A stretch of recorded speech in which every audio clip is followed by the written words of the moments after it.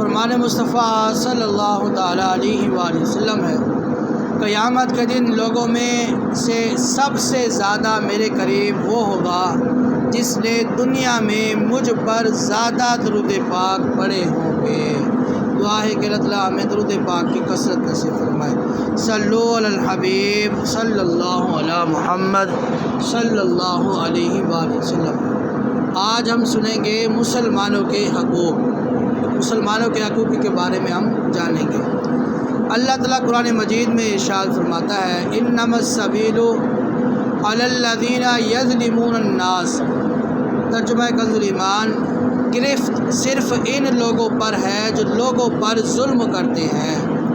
نبی کریم صلی اللہ علیہ وآلہ وسلم کے دیوانوں، اللہ کے حبیب صلی اللہ علیہ وآلہ وسلم نے فرمایا، قیامت کے دن بندہ نماز، روزہ، زکوٰۃ وغیرہ نیکیاں لائے گا، مگر حالت یہ ہوگی کہ اس نے کسی کو گالی دی ہوگی، کسی پر الزام لگایا ہوگا، کسی کا مال کھایا ہوگا، کسی کا خون بہایا ہوگا، تو کسی کو مارا ہوگا، تو اس کی نیکیاں ظلم کے بدلے مظلوموں کو دے دی جائیں گی۔ اگر انصاف پورا ہونے سے پہلے نیکیاں ختم ہو جائیں تو مظلوموں کے گناہ اس ظالم کے سر پر ڈال کر اسے جہنم میں پھینک دیا جائے گا، اور یہ میری امت کا مفلس آدمی ہے۔ نبی کریم صلی اللہ علیہ وآلہ وسلم نے بتایا کہ کس طرح ظالم کو سزا دی جائے گی جو مظلوموں پر ظلم کرتا ہے کسی بھی معاملے میں۔ مسلمانوں کے حقوق میں سے ایک پہلا حقوق یہ ہے کہ مریض کی عیادت کرنا۔ نبی کریم صلی اللہ علیہ وسلم کے دیوانوں، بیمار کی مزاج پرستی کرنا یعنی حال چال پوچھنا عبادت ہے۔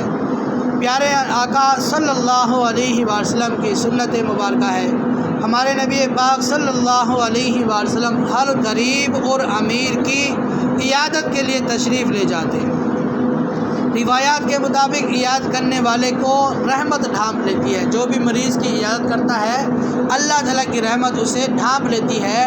70,000 فرشتے اس کے لیے بخشش کی دعا کرتے ہیں، اور ایک روایت میں ہے کہ اس کے ہر قدم پر ایک نیکی لکھی جاتی ہے، ایک گناہ مٹایا جاتا ہے، ایک درجے کو بلند کر دیا جاتا ہے۔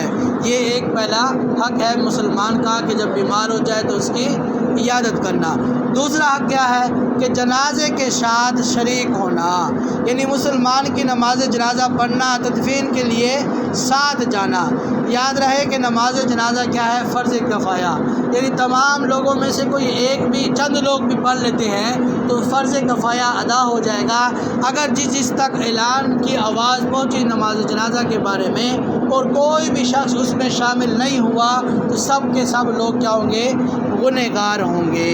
اب دیکھیں جی دوسرا کیا تھا؟ جنازے کے ساتھ چلنا۔ حدیث مبارکہ میں ہے، جو جنازے کے ساتھ چلتا ہے، نماز جنازہ پڑھی اور تدفین تک ساتھ رہا، اس کے لیے 2 قرات اجر ہے۔ 2 قرات اجر جو ہے وہ احد پہاڑ جتنا ہے۔ احد پہاڑ آپ نے دیکھا ہوگا، جس نے مدینہ پاک، مکہ پاک کی زیارت کی ہے، انہوں نے احد پہاڑ کو دیکھا ہوگا کہ کس قدر ماشاءاللہ وہ بلند پہاڑ ہے۔ نبی کریم صلی اللہ علیہ وآلہ وسلم کے دیوانوں، جس نے صرف نماز جنازہ پڑھی، دفن تک ساتھ نہ رہا، اس کے لیے 1 قرات ثواب ہے، اور ایک قرات احد پہاڑ کے برابر ہے۔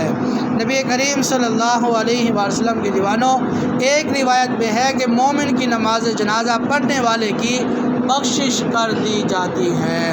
یعنی یہ سبق سمجھ لے کہ میت کے ساتھ چلنا، اس کی نماز جنازہ پڑھنا، اس کے تدفین کے ساتھ رہنا، تو یہ ہمارے لیے بھی ثواب کا ذریعہ ہے کہ اللہ تعالیٰ 2 احد پہاڑ جتنا ثواب عطا فرماتا ہے، جو سارے معاملات میں ساتھ ہوتا ہے۔ اور جو صرف نماز جنازہ پڑھ کے چلا جاتا ہے تو صرف اسے 1 احد پہاڑ جتنا ثواب ملتا ہے۔ تیسرا حق جو ہے مسلمان پر یہ ہے کہ چھینک کا جواب دینا۔ جب بھی کسی کو کو چھینک آئے تو مسلمان چھینکے تو الحمدللہ کہے، اور سننے والا یرحمک اللہ کہنا اس پر واجب ہے، اور اتنی آواز سے کہنا واجب ہے کہ جتنی آواز سے اس شخص کو جس نے چھینک کی ہے، جس نے الحمدللہ کہا ہے، اس تک اس کی آواز جو ہے وہ پہنچ جائے، وہ یہ کہے یرحمک اللہ، تو جو جس کو چھینک آئی ہے وہ یہ کہے یغفر اللہ لنا ولکم۔ تو یہ چند چیزیں تھیں، 3 چیزیں ہم نے سیکھی آج۔ وہ کیا تھی؟ مسلمانوں کے حقوقوں میں سے 3 حقوق کیا تھے؟ ایک تو یہ کہ جب بیمار ہو جائے تو اس کی عیادت کے لیے جانا، اور دوسرا کیا تھا؟ نماز جنازہ میں شریک ہونا۔ تیسرا کیا تھا کہ جب مسلمان کو چھینک آئے تو اس وقت اس چھینک کا جواب دینا۔ یہ مسلمانوں کے 3 حقوق ہیں۔